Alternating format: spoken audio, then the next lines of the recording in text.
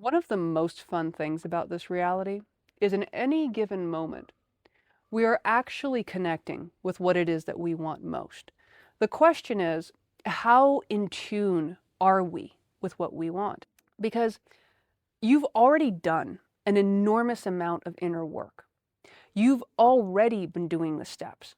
In fact, there may be a part of you that's very tired right now, for better or worse. And there may be a part of you that's like, well, where is my outcome? So this video is showing up to help you alleviate and relieve some of where you are at right now so that you can focus on where your power truly is. Because you, my friend, are a very powerful being. I see you. I'm Danielle Lynn, and I see powerful rad cats such as yourself. And one of the things to understand about yourself on this journey is when you have as much, I almost want to say stubborn power as you do, you can sometimes find yourself turning up the dial on a specific direction, such as spirituality, such as self-help, diving all in with these kinds of energies and topics. But there's a part of you that is ready to live your life. And this is about living your life. This is about living your life while you're in the midst of revolution. And I don't even necessarily mean external revolution. I mean revolution of self. This is where you are overthrowing old concepts, belief structures, and ideas, even deeper rooted than the ones that you have been, processing and filtering through until now. I'll be so bold as to say you are finding yourself here because there is at least a part of you that is committed to living your version of a dream life. And maybe you have some ideas of what that looks like or feels like. Maybe you have a little bit of both draw and resistance to it, or you're maybe even wondering, well, how's that even possible given my laundry list of circumstances? But wherever juncture you're at right now, you're here. And so what I can say about that, given what I have attuned to those who are listening to this video, is that you are indeed on the life path of living your dream life. How's that for a bold statement? But what is your dream life to you?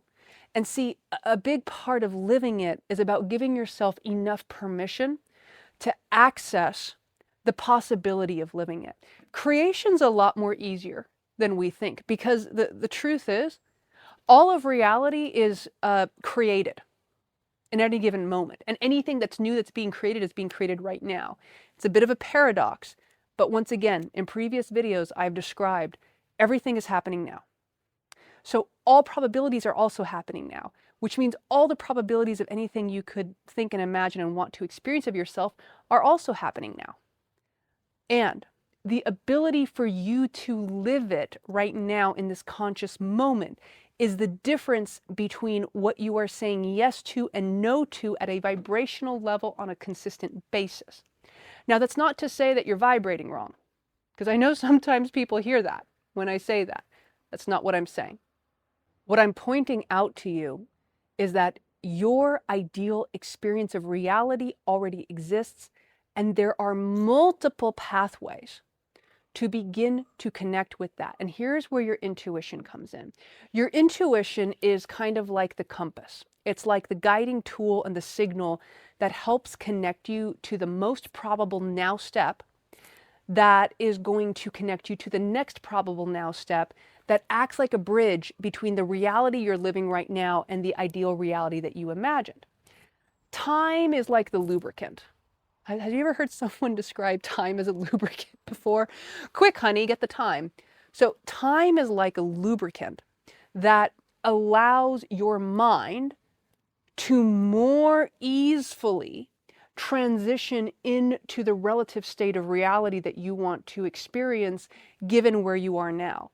Theoretically, most any of us could instantaneously shift and transition into another lifeline. You see this happen to people in different ways. Sometimes you see this happen when a person suddenly wins a large amount of money, when a person suddenly has a big accident, something like this. You can see people immediately shift, but it doesn't need to be external or catastrophic. When you have a lack of resistance to a new possibility, you open yourself up to what we'll call it the infinite layer of multidimensional portals that exist in this reality right now, which would allow you to link up to what you want to experience. Caveat, my friend, because sometimes we find ourselves interested in these reality creation topics because we want to escape the current reality we are in. Because we want to run from the current situation, so we imagine, if I can think of a better place, I can get out of here to go there. But there's a fundamental challenge with approaching reality this way, because it comes with the basis of rejecting your current reality. You following me? It comes with the basis of rejecting the reality that you currently find yourself in as the premise for shifting, which means that the actual seed you are planting is one based in resistance or running away from, which is one of the reasons why you hear a lot of, be in gratitude, be appreciative, be in the vibrational state, because what all these things are attempting to assist you with is the foundational matter through which you are currently summoning, right, your connection to the already existing reality is going to be built on your predominant vibration. And if your predominant vibration is running, you're actually orienting yourself into a reality state in which you or an aspect of you is going to continue to run or resist until you integrate that state. So I'll give you an example for myself. I had this perception that if I had a certain amount of money, I would finally feel secure. I would finally feel at ease. Now, once again, I'm not telling you not to go for a certain amount of money by any means. There is a joy to having whatever amount of money you want. This is about something deeper than that. This is about understanding the nuance that arriving at the manifestation without having the inner work already done is going to result in I'm going to call it continued leaky bucket. Okay, so what happened for me was I poured my energy into arriving at a certain income state. I did the inner work to have the capacity. I arrived at this income state, and there was a certain amount of joy. I'll also share with you, there was a certain amount of resistance. When I first started to receive larger amounts of money, I was literally having challenges with the bank saying yes to me receiving that amount of money, because I would say, at least in part, there was a part of me that felt so intense about suddenly managing more that it was playing out in this way. I worked through those energies. The flow started to come in. I was being very resourceful.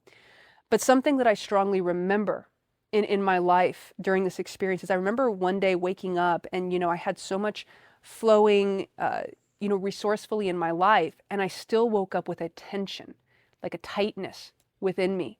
Now the fear had shifted to like, oh my gosh, how do I preserve this? How do I make sure it keeps flowing? How do I, and so it was like the goalpost shifted because I still hadn't addressed the core frequency. You see, I had brought myself to the reality where this flow was happening, but I hadn't yet fully upgraded the foundational root of my energetic structure and system.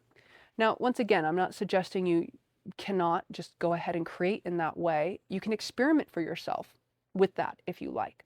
What I'm reflecting to you is the foundational energy through which you create is going to provide you with the consistent core of what you want to experience regardless of the external circumstances.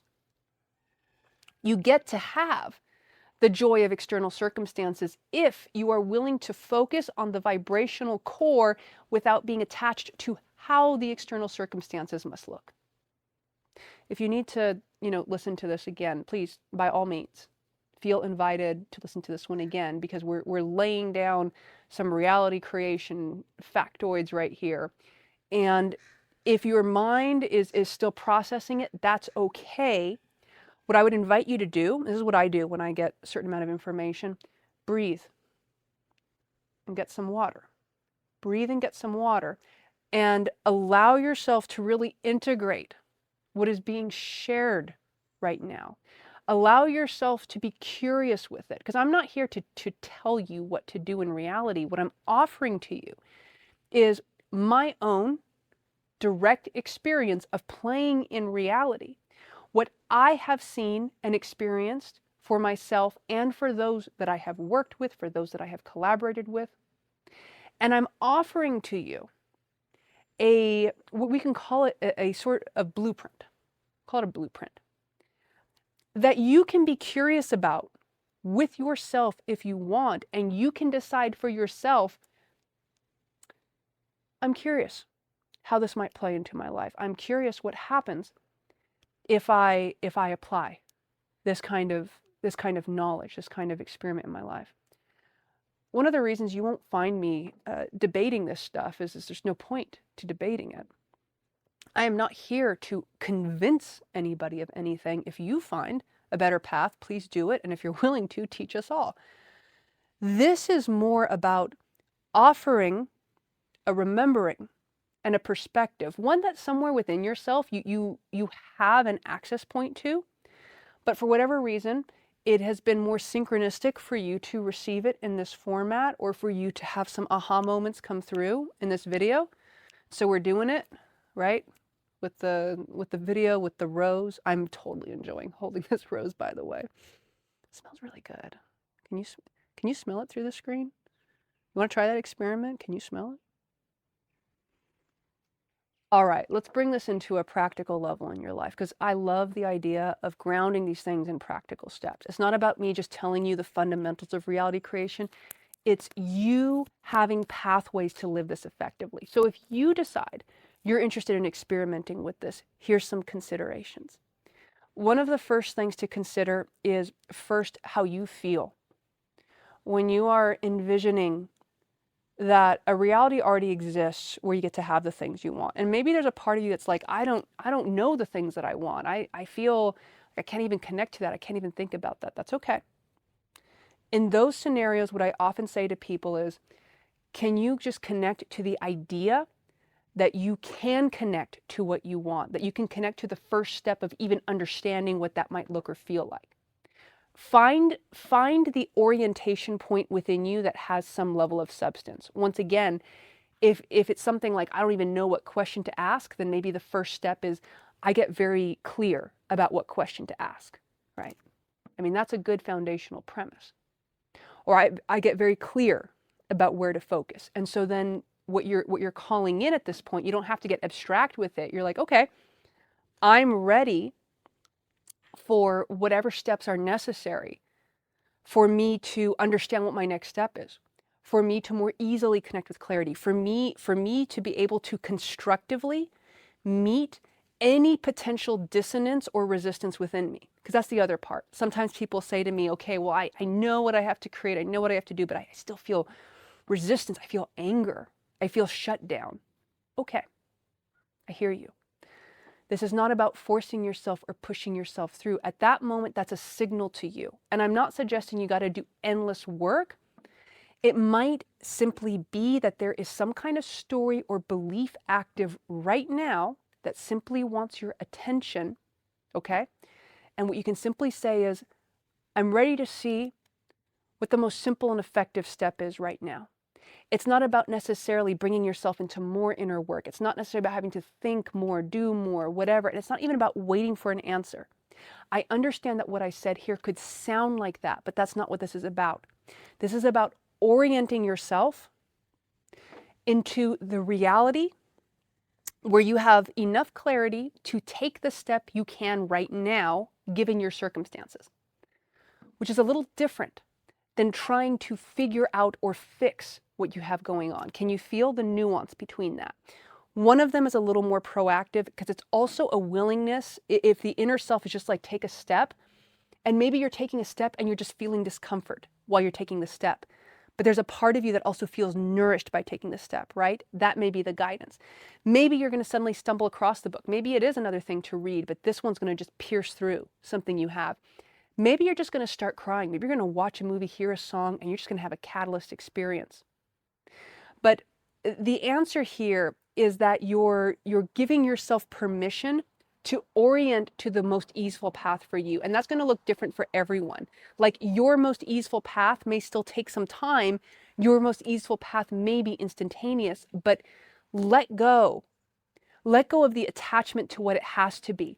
Be so willing to take the step that it doesn't matter whatever time it takes or doesn't take. You see, in that way, what you're doing is you're transmuting the resistance or the feeling like there's more I have to do. I'm going to offer to you in any case.